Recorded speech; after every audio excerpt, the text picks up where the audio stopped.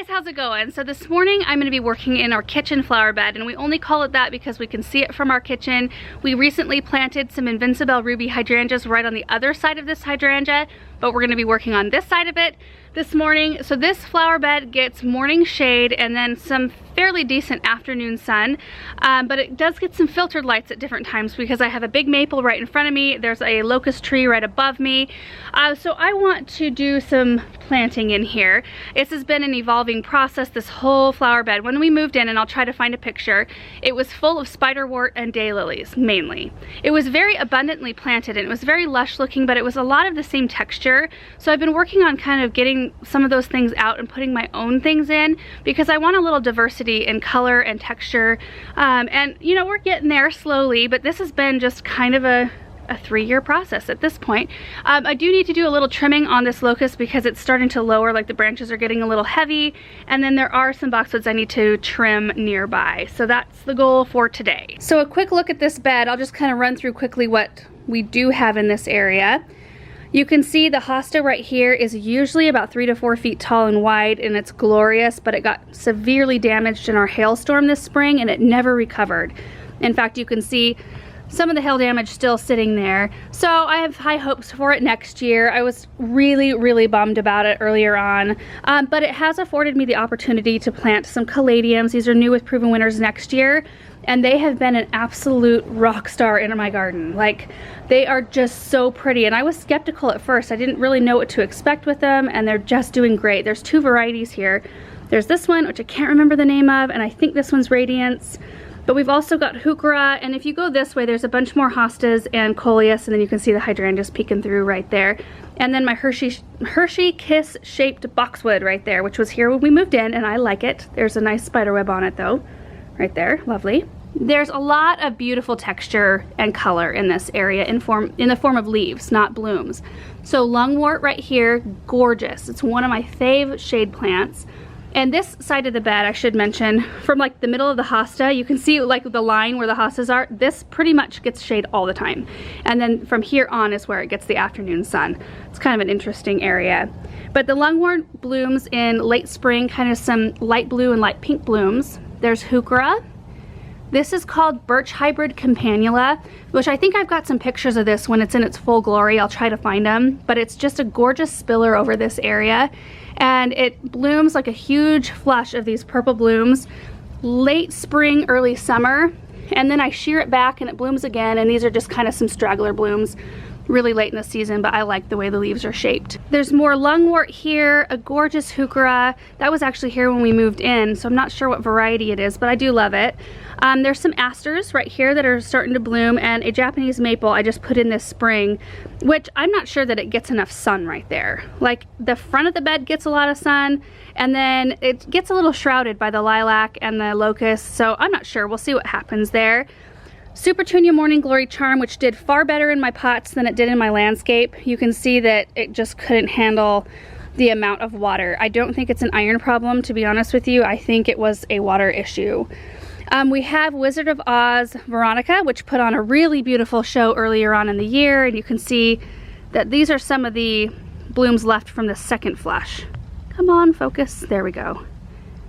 And this area of Veronica, I planted a bunch of them in here. I mean, they go all the way over and kind of like behind here and behind the lamb's ear. I might reduce the number in here and do maybe something different right in here, just because their second bloom isn't as like huge as the first bloom, and I really want a little bit more color in this area.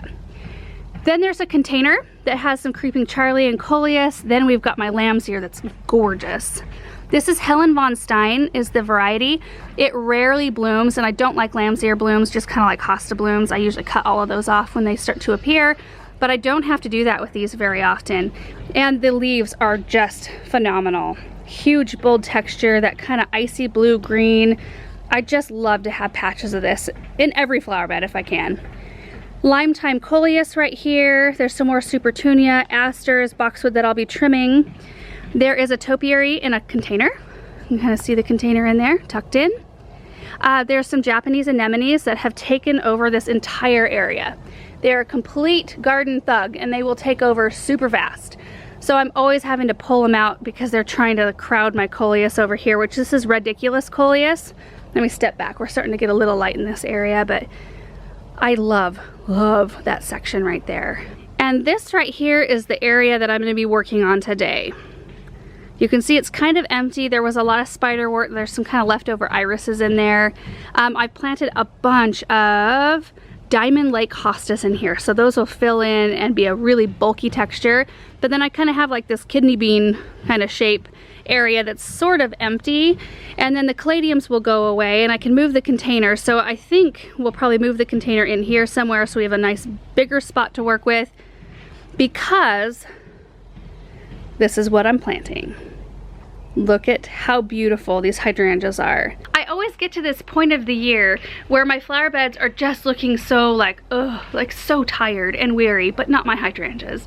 The limelights, the incredibles, like all of the things that I put in that are hydrangeas, most of them anyway, are looking amazing right now. I have the Invincible rubies, I've got mini mauvettes in the back garden, and they just, oh, and I have firelights planted that are coloring up beautifully. And I always like regret not having planted more hydrangeas in the spring. So I think that this will be the perfect plant to put in this area because there's not much for color this time of year, and I want something that's kind of bright that will pop. And we did plant a bunch of limettas on the west side of the house last like late fall, and they were pretty small when I planted them, and they're about the same size still, but we didn't realize that the grass sprinklers on that side overspray those hydrangeas, so there's hard water deposits on those plants like crazy. It looks pretty bad. So we're hoping next year I'm removing all of that grass and doing something different over there so they won't have the overhead water. That's the thing in our area, you just cannot do overhead water on anything but grass, otherwise everything suffers so bad. So I'm hoping next year they just recover from the hard water issue and they all just start to flourish. Plus they'll have a whole year of rooting in. You know, I fertilized them this year. I did biotone when I planted them, so I'm hoping that they really take off next year once they're not dealing with the overhead water. So just a few stats on these. They grow about 3 to 4 feet tall and wide, and they stay in this nice spherical shape. Isn't that the most pleasing thing? Russell thinks so. Russell, what are you doing? Hey, kitty kitty, what are you doing, buddy? They're a type of hydrangea arborescens, also known as like a smooth hydrangea or Annabelle type, but they stay much smaller than the traditional Annabelle, and they don't deal with the flop. You know, the hydrangea flop where the blooms get so heavy and the whole, like all the stems flop over and they look kind of unsightly. These have much stronger stems, so they stay in this nice shape throughout the year. I have 5 of them here that I'm going to be spacing out in this area I just showed you, and I think it's going to be gorgeous. Let me place them in the flower bed so you can see. First, here's your before shot, and here's what it's going to look like after. Isn't that such an amazing improvement? Now when I plant them, I just kind of loosely placed them. I'm going to kind of fuss with them a little bit more, and then we'll get them in the ground. I do think I want to accommodate for the same Lime-Time coleus next year because I think that's really pretty in front of the limettas there. I think that's a really gorgeous look. Let's look from this angle. Yeah, look at that. Isn't that such a dramatic improvement? Of course, like I said, they won't be as tall. Oh, there's Snow. Hey, kitty. He still won't let me touch him, but he still hangs out. Anyway, I just feel like that is such the perfect plant. Oh, I love it. I almost feel like I need to get more and move the pot and then just do a big bank of limettas right here. Wouldn't that be gorgeous? Just give me hydrangea and boxwoods and we'll be fine. All right, so let me get these in the ground. I'm gonna go ahead and trim up the boxwood as well and some of these branches, and then we'll take a look at the whole area.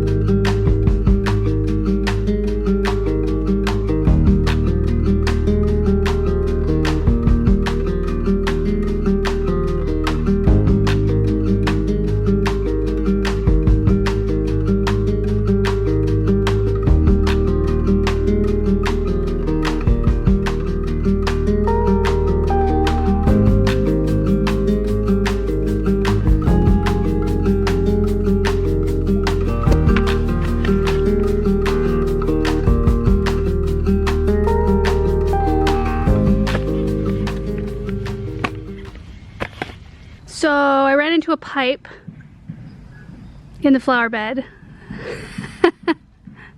Can you come out and turn on the system to see if it belongs to the system? It might be an old pipe. Yeah. That'd be awesome. So right here. There's no water in it right now? No. Okay. So I'm hopeful. Okay, well, you're hoping it's abandoned? Yes. I can hear water. No! I've talked about simple projects ending up taking like hours, right? So now I'm gonna dig a great big giant hole around this pipe and I'm gonna get it fixed. So that's gonna be what I'm gonna do. Well, there it is. I broke it pretty good. This is 1-inch PVC pipe, so I need to go get a little piece of that and 2 couplers and some glue. I highly doubt that we're gonna have what I need in the barn. I'm gonna go double check, but I might have to make a run to the store for some parts. We have glue. So we need the primer and the glue. Pipe. Oh, that's too big. Shoot. So it looks like we have the PVC glue, but none of the other parts that I need. So I'm gonna have to run and grab some. Aaron came with me. 1-inch PVC. I think this is probably what you're looking for. Okay, so we'll pretend this is the pipe, this is where your break is. Yeah. So you put this... Where's the break? Well, like in the middle here. Okay. So you put this on, and then you slide this over the top. All right, I got my part. So I'm gonna attempt to fix this. So I have to, Aaron was explaining to me how I have to do this. I have to actually make a cut here and then I'll clean it out. And then you thread this thing over where it broke, right here. And then it mends it without even needing glue. I've never seen one of these things before. Here we go. Oh, got it. Oh no, I gotta get back through. Maybe this is the wrong kind of saw. There, ha. Well, that was a lot easier.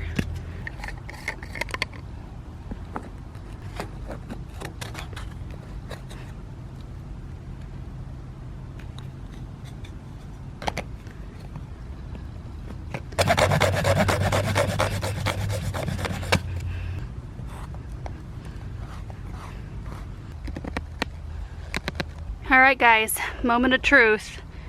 I'm gonna test this out and see if it leaks. Okay, the zone is running. I'll give it a minute. I don't see any leaking.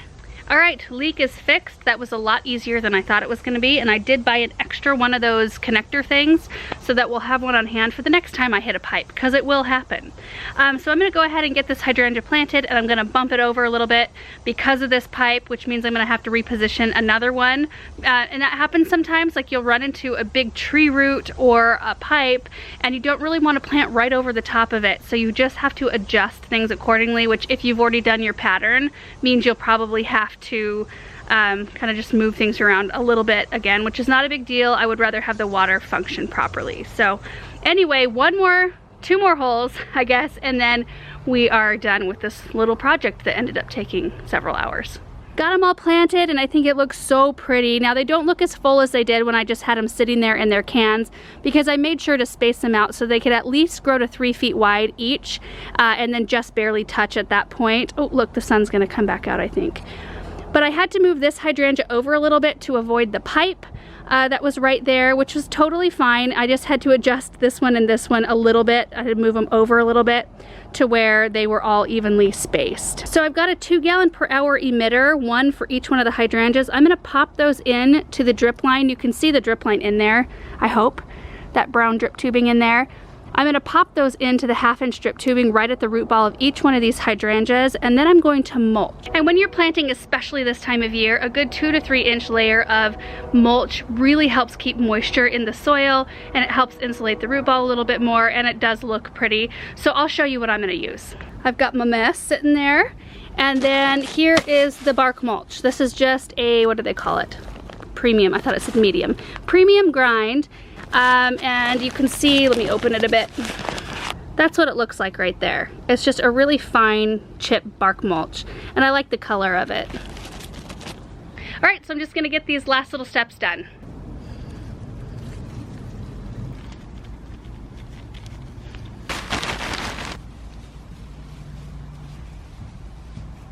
All right, well, you can see that the afternoon sun is now starting to pour in. So I will try to come out this evening and get some better pictures of these so that you can see all the detail, because it's a little bit hard when it's half shade, half sun.